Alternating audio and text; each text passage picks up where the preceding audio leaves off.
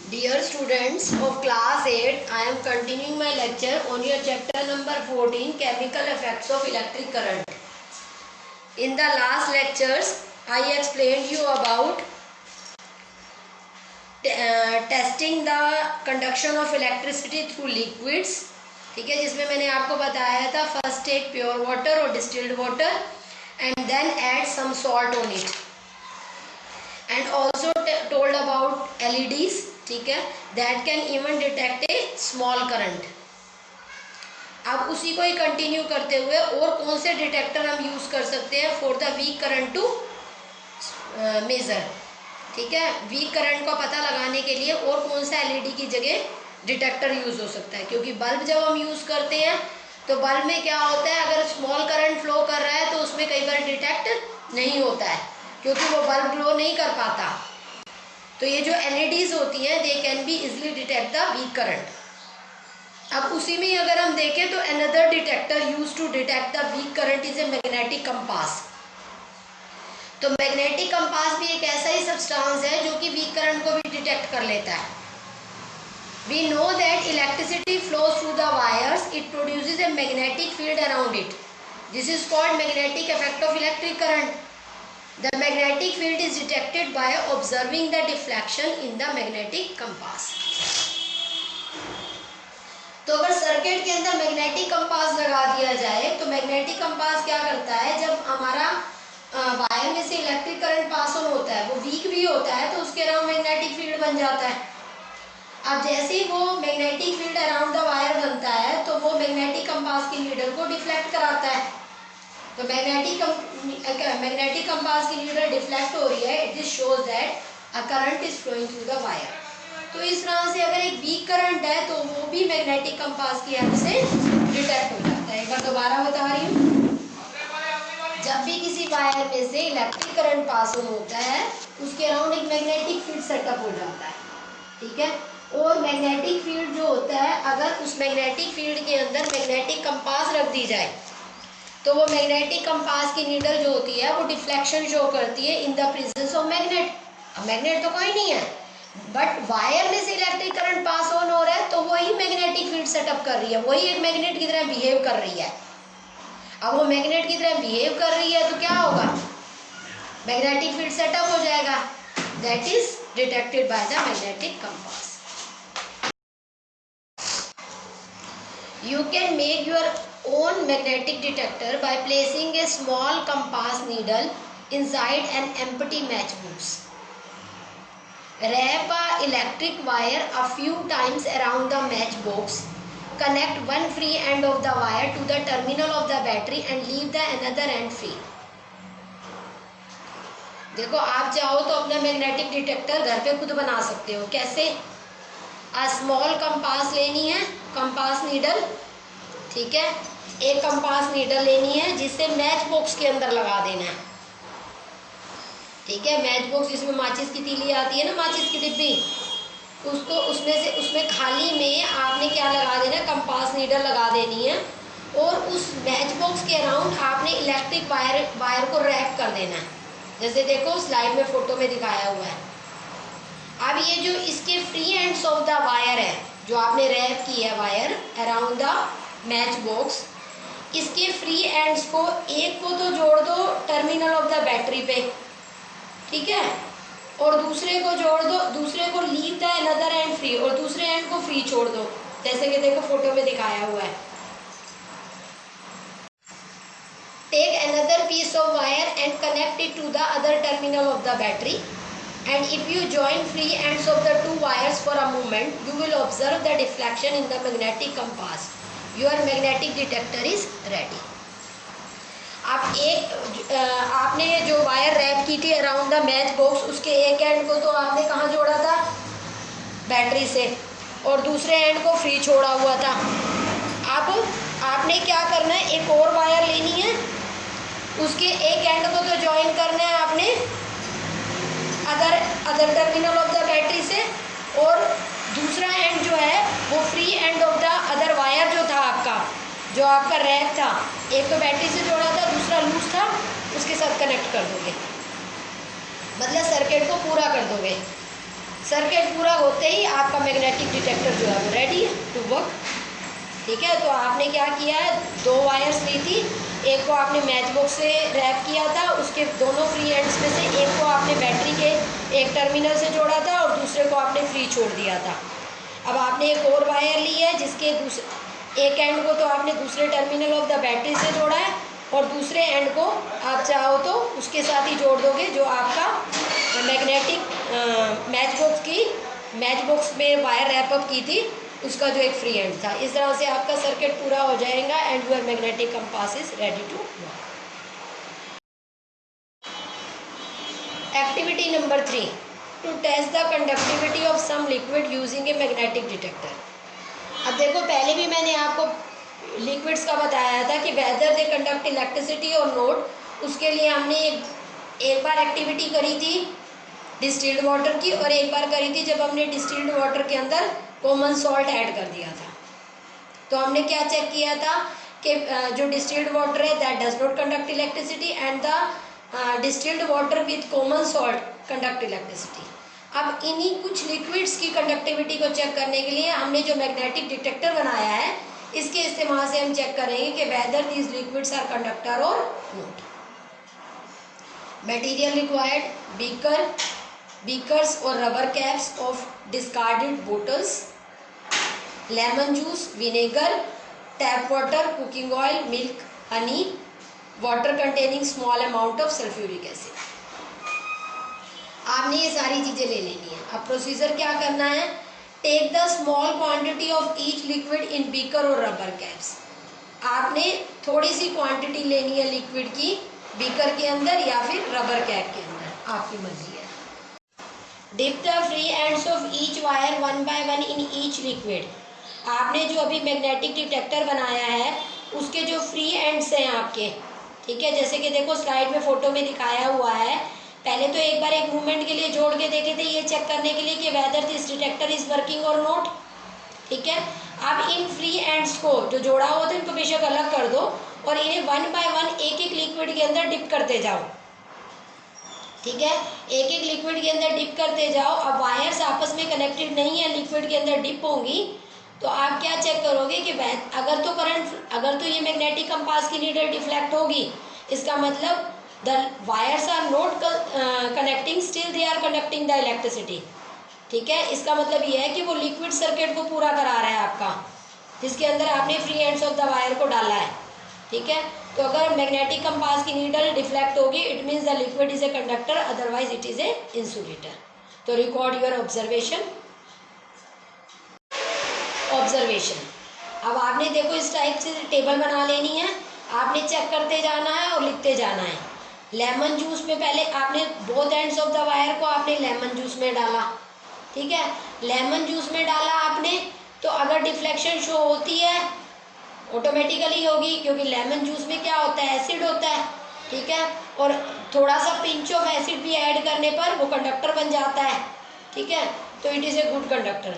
Vinegar भी करेगा, tap water भी करेगा, वेजिटेबल ऑयल नहीं करेगा। मिल्क में भी लैक्टिक एसिड होता है, वो करेगा, हनी नहीं करेगा। तो इस तरह से we can check that whether they are conductor और इंसुलेटर। तो conclusion, liquid such as lemon juice, vinegar, tap water and water containing sulphuric acid are good conductor.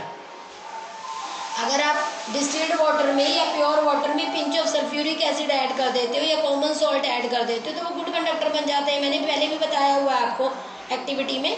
तो इस तरह से they are the conductor of electricity. उसमें क्या होगा, magnetic compass की नीडल डिफ्लेक्ट करेगी, मतलब मैग्नेटिक कंपास भी आपका जो कि आपने खुद बनाया है, it is also a detector to check whether the liquid is a conductor और not. In this activity we have seen that the tap water and water containing sulfuric acid are good conductor of electricity। तो अब इस activity से हमने क्या सीखा कि जो टैप वाटर होता है या फिर जो वाटर में सल्फ्यूरिक एसिड का पिंच ऐड अप होता है, they are good conductor of electricity. जबकि डिस्टिल्ड वाटर जो है वो पुअर कंडक्टर ऑफ इलेक्ट्रिसिटी है, जो इलेक्ट्रिसिटी को कंडक्ट नहीं करता। तो water that get from the resources such as taps, hand pumps, wells and ponds is not pure। अब जो पानी हमारे टैप्स में आता है, हैंडपम्प से आता है, वेल से आता है, पोंड से आता है, वो प्योर नहीं होता, उसमें कई टाइप के सॉल्ट्स ऐड अप होते हैं, ठीक है। तो दे can conduct electricity, they have several salt dissolved in it. Actually हमारी बॉडी ड्रिंकिंग के लिए भी, मतलब अगर हम ड्रिंकिंग करते हैं पानी की, तो उसमें भी हमारा डिस्टिल्ड वाटर जो है वो हमारे लिए फिट नहीं है, हमारी बॉडी के लिए फिट नहीं है। We can not drink distilled water, तो उसमें कई सॉल्ट डिजॉल्व होते हैं, ठीक है, विच आर नेसेसरी, तो वो पानी हमें पीना होता है जो हमारे लिए फिट होता है। तो small amount of mineral salts are naturally present in it, this water is thus a good conductor of electricity. और जो अंडर पानी आता है उसमें मिनरल सॉल्ट नेचुरल फॉर्म में डिजोल्व होते हैं पानी के अंदर, अंडरग्राउंड पानी में, अंडरग्राउंड वाटर में, तो वो वाटर को गुड कंडक्टर ऑफ इलेक्ट्रिसिटी बना देती है। तो इस तरह से इस एक्टिविटी से हमने ये सीखा कि distilled water which is pure form is a poor conductor, while the water which comes from taps, underground ponds, as they have a several salt dissolved in it, or natural present mineral salts are dissolved in it, they make them a good conductor of electricity, make it a good conductor of electricity. On the other hand, distilled water is free from salt, उसमें कोई salt नहीं होता, इसीलिए वो poor conductor है. Similarly, water containing sulfuric acid, sulphuric acid का pinch add करने से it makes a good conductor, जिससे ये गुड कंडक्टर बन जाता है। अब what do you mean by chemical effect of electric current? Chemical effect of electric current का क्या मीनिंग है? When an electric current is pass through a conducting solution, some chemical reaction take place. For example when electric current is pass through acidulated water, it dissociate into hydrogen and oxygen. Hydrogen is liberated at negative pole and oxygen is liberated over positive pole. देखो, जो जब आपका electric current किसी भी conducting solution में से pass on होता है तो some chemical reaction happen, this is known as chemical effect of electric current. उसका एक एग्जांपल क्या है कि जब हम एसिडुलेटेड वाटर में, एसिडुलेटेड वाटर किसको बोलते हैं? जिस पानी के अंदर हमने थोड़ा सा एसिड ऐड कर दिया है to make it a good conductor, like sulphuric acid, जैसे हमने 2-3 बार अभी पीछे भी किया है कि जब हम पानी के अंदर एसिड ऐड कर देते हैं लाइक सल्फ्यूरिक एसिड, तो हमारा क्या होता है, वो वाटर जो होता है वो गुड कंडक्टर बन जाता है। अब वाटर में से जब इलेक्ट्रिसिटी पास ऑन होगी तो वाटर जो होगा वो हाइड्रोजन और ऑक्सीजन में डिसोशिएट हो जाएगा, मतलब ब्रेकअप हो जाएगा। वाटर बनता ही हाइड्रोजन और ऑक्सीजन से है, hydrogen is a gas, oxygen is a gas, ठीक है। लेकिन जब हम इलेक्ट्रिसिटी पास ऑन करेंगे थ्रू वाटर तो ये डिसोशिएट हो जाएगा इनटू हाइड्रोजन एंड ऑक्सीजन, जिसमें हाइड्रोजन आपकी इवॉल्व होगी नेगेटिव पोल पे और ऑक्सीजन आपकी इवॉल्व होगी पॉजिटिव पोल पे। Liberation of hydrogen and oxygen at different poles is visible in the form of bubbles. This process is known as hydrolysis और electrolysis of water. Means ये है कि जब वाटर में से इलेक्ट्रिसिटी पास ऑन होती है तो वो हाइड्रोजन और ऑक्सीजन में ब्रेकअप हो जाता है, और ये हाइड्रोजन गैस आपकी नेगेटिव इलेक्ट्रोड पे लिबरेट होती है और ऑक्सीजन आपकी पॉजिटिव इलेक्ट्रोड पे लिबरेट होती है इन the form of bubbles. Gas के, पानी के अंदर जब ऑटोमेटिकली गैस निकल रही है तो बबल्स ही क्रिएट होंगे, और जहाँ उनको स्पेस मिलेगा दे इवॉल्व, वो बाहर निकल जाएंगी गैसेस। तो this process is known as hydrolysis और इलेक्ट्रोलिसिस ऑफ वाटर। तो ब्रेकिंग ऑफ वाटर, जैसे कि रिएक्शन में दिखाया हुआ है स्लाइड के अंदर, breaking of water when electric current is pass through it into hydrogen and oxygen is known as electrolysis और हाइड्रोलिसिस ऑफ वाटर। जैसे देखो, एक एक्टिविटी है to observe the change in colour due to the chemical effect of electric current. अब हम इसी से सीखेंगे कि कलर कैसे चेंज होता है सॉल्यूशन का when electric current is pass through it. Material required, a potato, iron nails, connecting wire, magnetic detector and battery. Procedure में क्या करना है, आपने एक पोटैटो लेना है, उसको 2 हिस्सों में डिवाइड कर दें इनटू 2 हाफ्स, बीच में से सीधा हॉरिजॉन्टली जो है वो काट देना है, जैसे कि देखो फोटो में दिखाया हुआ है। अब take 1 piece of cut potato, उसमें से एक पीस ले लो और उसके अंदर 2 नेल्स लगा दो, बहुत ईजिली चली जाएंगी नेल्स आपकी। पोटैटो के अंदर। अब आपने क्या करना है, observe when current is pass through continuously through this nails.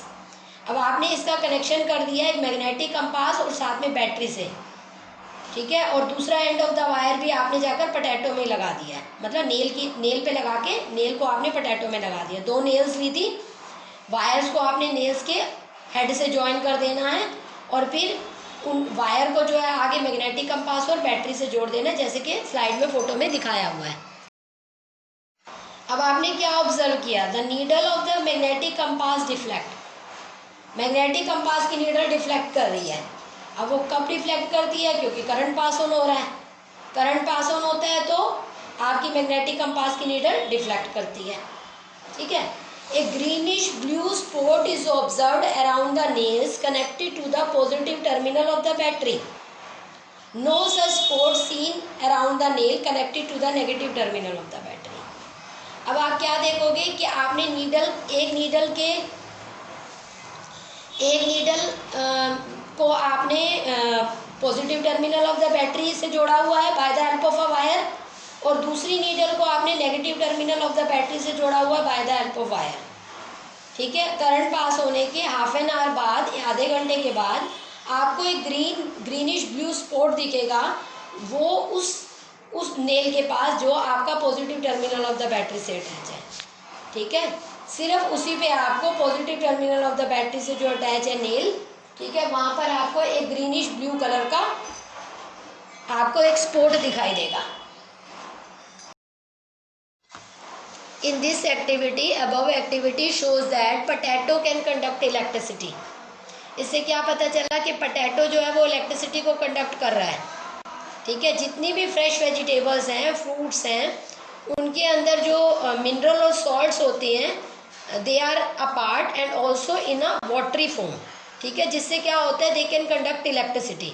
तो fresh vegetables like potato can conduct electricity, ठीक है। इस एक्टिविटी में आपने यही देखा, आपने दोनों नेल जो हैं वो पोटैटो के अंदर लगाई हुई थी और फिर उनका कनेक्शन मैग्नेटिक कंपास और बैटरी से किया हुआ था। आपने क्या ऑब्जर्व किया कि ये जो वायर है इट कैन कंडक्ट इलेक्ट्रिसिटी, क्योंकि मैग्नेटिक कंपास की नीडल जो है वो डिफ्लेक्ट हो गई, ठीक है। वायर जिसमें से इलेक्ट्रिक करंट पास ऑन हो रहा है, it behaves like a magnet, और आपने मैग्नेटिक कंपास को मैग्नेटिक फील्ड के अंदर रखा, क्योंकि वो मैग्नेट की तरह बिहेव कर रही है वायर, तो मैग्नेटिक कंपास मैग्नेटिक फील्ड के अंदर आ गई। मैग्नेटिक फील्ड क्या होता है, कभी भी किसी भी मैग्नेट के अराउंड जो एक एरिया डेवलप हो जाता है जिसमें उस मैग्नेटिक इफेक्ट को हम फील कर सकते हैं, that area is magnetic field. तो वो वायर मैग्नेट की तरह बिहेव कर रही है और we have connected the magnetic compass in the circuit, it means it comes in the magnetic field, जिसकी वजह से मैग्नेटिक कंपास की नीडल डिफ्लेक्ट हो गई and it is sure that the current is passing through the wire. Secondly, at the positive terminal, जिस nail को हमने positive terminal of the battery से अटैच किया था, वहां पर हमारा ब्लूइश ग्रीन कलर अपीयर हुआ, ठीक है। This shows the chemical effect of electric current, it means some chemical reaction happened in the potato that change the colour, ठीक है। तो इस तरह से ये शो होता है कि when ever electric current is pass through, firstly this fresh vegetables and fruits can conduct electricity, and whenever current is passed through them some chemical reaction happen, ठीक है। तो this shows chemical effect of electric current। और इसका most common application जो है आपका chemical effect of electric current का है, वो है आपका इलेक्ट्रोप्लेटिंग। अब इलेक्ट्रोप्लेटिंग क्या है, कैसे होती है, ये मैं आपको नेक्स्ट लेक्चर में बताऊंगी। आज का लेक्चर आपका यहीं तक ही है, आपने लास्ट लेक्चर्स को भी सुनना है बेटर अंडरस्टैंडिंग के लिए। And if any problem occur you may right.